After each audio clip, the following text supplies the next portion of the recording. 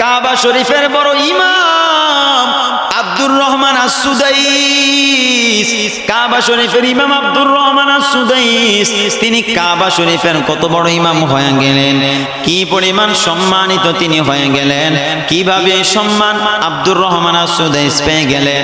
আব্দুর রহমান আস-সুদাইস তিনি যখন ভাঙ্গা কণ্ঠ দিয়া কাবা শরীফের মধ্যে তিলাওয়াত শুরু করে দেয়, মুসলমান মানুষগুলো, মুসল্লি কেরাম, মুসল্লি যারা আছে তারা সেখানে তাদের নিজেকে স্থির রাখতে পারে না, নিজেকে ধরে রাখতে পারে না, চোখ দিয়া টপ টপ করে পানি বের হয়ে যায়। আব্দুর রহমান আস-সুদাইস কি পরিমাণ বান্দা নিজের ভাঙ্গা কণ্ঠ দিয়ে তিলাওয়াত করে মানুষগুলোকে পাগল করে দিল, কি পরিমাণ সম্মানিত হয়ে গেল। সৌদি আরবের সরকার যিনি, তিনিও এত সম্মান নাই যে পরিমাণ সম্মান আব্দুর রহমান আস-সুদাইসের আছে। এরে আল্লাহর গোলাম আব্দুর রহমান আস-সুদাইস এ পরিমাণ সম্মান কিভাবে পেয়ে গেলেন? ইতিহাস সাক্ষী, ইতিহাসের মধ্যে তালাশ করে দেখলাম আব্দুর রহমান আস-সুদাইস মদিনার কোনো বাসিন্দা না, তিনি মক্কারও কোনো বাসিন্দা না, তারপরেও কিভাবে তিনি কাবা শরীফের ইমাম হয়ে গেলেন? ইতিহাসের মধ্যে দেখলাম আব্দুর রহমান আস-সুদাইস ওনার মা, তার বয়স যখন ছোট, 6 বছর যখন তার বয়স, তার মা তাকে নিয়ে মদিনা মক্কা শরীফের মধ্যে চলে আসলেন তাওয়াফ করার জন্য, উমরা পালন করার জন্য। আব্দুর রহমান আস-সুদাইসের মা 6 বছরের বয়সের শিশুটাকে নিয়ে যখন উমরা পালন করতে চলে আসলেন, তখন আব্দুর রহমান আস-সুদাইস তিনি তো ছোট ছিলেন, বয়স 6 বছর, এই জন্য তার মা তাকে মাতাফের একটা পাশে রেখে দিল, কারণ এই ছোট মানুষ তিনি কাবা শরীফের সম্মান তো বজায় রাখতে পারবে না, এই জন্য তার মা তাকে মাতাফের একটা পাশে রেখে দিলেন।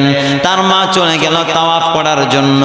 আব্দুর রহমান আস-সুদাইসের মা চলে গেলেন মাতাফি তাওয়াফ করার জন্য, কিন্তু কিছুক্ষণ তাওয়াফ করার পরে দেখতেছেন আব্দুর রহমান আস-সুদাইস 6 বছরের শিশুটা এই আল্লাহর কাবা ঘর তাওয়াফ করে।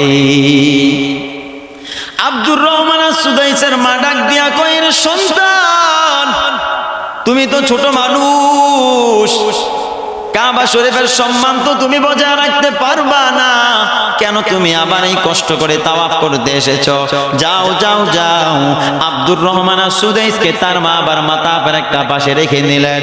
কিছুক্ষণ পরে যখন আব্দুর রহমান আস-সুদাইসের আম্মা জান তিনি যখন তাওয়াফ শুরু করে নিলেন, আবার দেখলেন ছোট্ট 6 বছরের শিশু আব্দুর রহমান আস-সুদাইস আবার মাতাফের মধ্যে তাওয়াফ শুরু করে দিল। আব্দুর রহমান আস-সুদাইসের মা ডাক দিয়া কয়, রে সন্তান, তুমি ছোট মানুষ, বারবার কেন মাতাফে তুমি তাওয়াফ করার জন্য চলে আসো?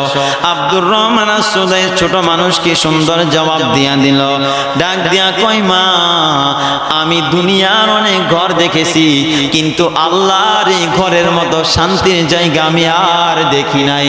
ও মা, আপনি যে আমাকে মাতাফের পাশে রেখে দিলেন, আমার মনটা সেখানে ভালো লাগে না, এই জন্যই তো আমি মাতাফের পাশে বসে না থেকে আমি আল্লাহর ঘর তাওয়াফ করার জন্য চলে আসলাম।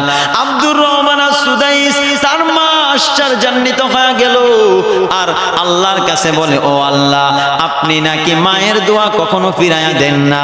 আব্দুর রহমান আস-সুদাইসের মা একটা হাত আব্দুর রহমান আস-সুদাইসের মাথার উপর রাখিয়া আর একটা হাত কাবা শরীফের উপর রাখিয়া আল্লাহর কাছে দোয়া করলেন, আল্লাহ, আপনি নাকি মায়ের দোয়া কখনো ফিরাইয়া দেন না, আমি মা আব্দুর রহমান আস-সুদাইসের জন্য দোয়া করতেছি।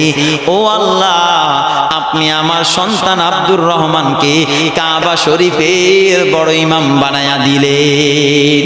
ও আল্লাহ, আপনি আমার সন্তান আব্দুর রহমান আস-সুদাইসকে কাবা শরীফের বড় ইমাম বানায়া দিয়ে আমার আল্লাহ আব্দুর রহমান আস-সুদাইসের মায়ের দোয়া কি পরিমাণ কবুল করলেন। আব্দুর রহমান আস-সুদাইস 37 বছর যাবত কাবা শরীফের ইমামতি করে। কেমন ইমাম! একটা লোকমাও 37 বছর হয়ে গেল, একটা লোকমাও খায় নাই। কি পরিমাণ বান্দা মায়ের দোয়া নিয়া নিয়া বান্দা আগায়া গেলেন। এই জন্যই তো বলি, বান্দা, মায়ের দোয়া নিয়া নিয়া যদি তুমি দুনিয়াতে চলতে পারো, তুমি যদি ব্যবসার মধ্যে আগায়া যাও, মায়ের দোয়া নিয়া নিয়ে তুমি যেই লাইনে আগায় যাবা তোমার ওই লাইনের মধ্যে আমার আল্লাহ বরকত দিয়া দিবেন। তুমি ড্রাইভারি করো, মায়ের দোয়া নিয়ে নিয়ে যদি তুমি চলো, আল্লাহ তোমাকে রোডের অ্যাক্সিডেন্ট থেকে হেফাজত করবেন। তুমি ব্যবসা করো, তুমি যদি মায়ের দোয়া নিয়ে নিয়ে তুমি চলো, তাহলে আল্লাহ তোমার ব্যবসার মধ্যে উন্নতি দান করবেন, বরকত দিয়া দিবেন। তুমি বান্দা, তুমি কৃষি কাজ করো, তুমি যদি মায়ের দোয়া নিয়ে নিয়ে চলো, আল্লাহ তোমার কৃষি কাজের মধ্যে বরকত দান করে দিবেন।